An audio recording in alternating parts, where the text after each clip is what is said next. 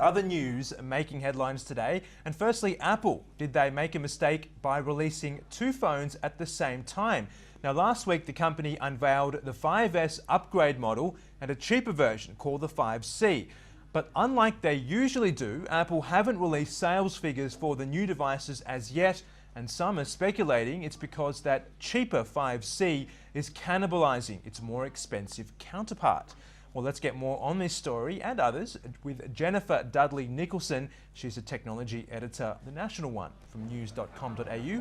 And she joins me now from Brisbane. Jen, your take on the 5C versus 5S. Did Apple make a mistake or was it on purpose? It was definitely on purpose, and it was something that we'd actually been asking for a while. So Apple typically just releases the one iPhone. This time we've seen double that amount. We should be kind of excited by that.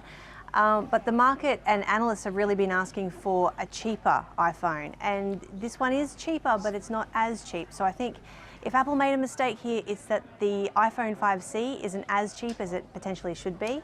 I mean, it is basically an iPhone 5 in a lovely colourful coating.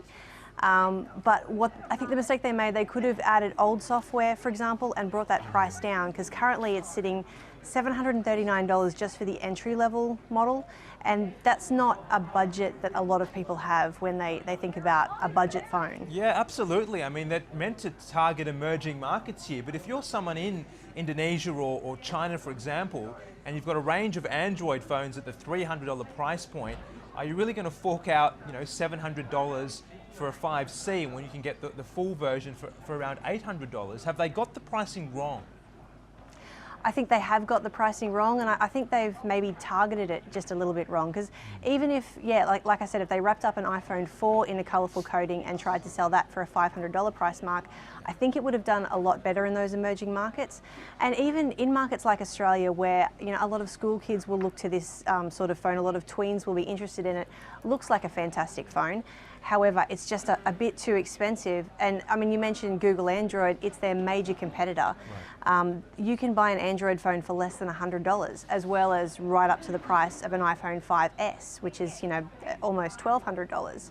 So they're competing with such a wide range of smartphones. They really needed to bring out one that sort of encapsulated a bit of that range and a bit more of the range that they currently offer.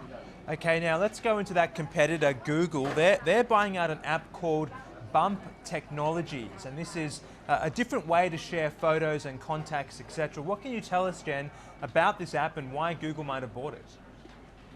So the reason that Google might have bought Bump is just because they're so into NFC technology. So NFC, it stands for Near Field Communication. It's essentially a chip in the phone that allows really short range communication. So it's a lot like the chip in your credit card, for example. And in America, they've done a lot, Google have, in terms of Google Wallet, this program that they have, so you can actually purchase things in stores using NFC. And all you need to do in, say, a Macy's department store, for example, is put your phone up against one of these terminals and you can transfer money. Right. So Bump is another program that sort of works with this technology. You can transfer files by just holding the two phones together. It makes sense for Google to invest in this company, and also they just happen to be based in Mountain View as well, where Google is. Hopefully we will see a lot more movement in terms of NFC technology, because obviously Apple hasn't really bought into it, even though it's been rumoured to do so for a long time. And we are starting to see it on other phones from people like Sony and Nokia. Well, hopefully NFC does take off, although I'm not quite sure if people do feel comfortable bumping their phones just yet. Now, the cabinet sworn in today, the new Abbott government cabinet. Malcolm Turnbull as comms minister, as expected. We've already seen, Martin Parkinson step down from Treasury, some changes in the public service on the business side, speculation around Ziggy for the NBN. What are you tipping from Communications Minister Turnbull, Jen? I just think he's going to be a very, very busy man buying a lot of cabinets for Australia. So, one on every street corner, maybe two. I think that he'll be very busy talking to Telstra as well, because he has to negotiate for the copper network.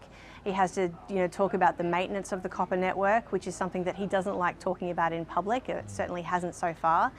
And on top of that, we've seen this change.org petition with more than 250,000 signatures saying, actually, we'd prefer the other NBN.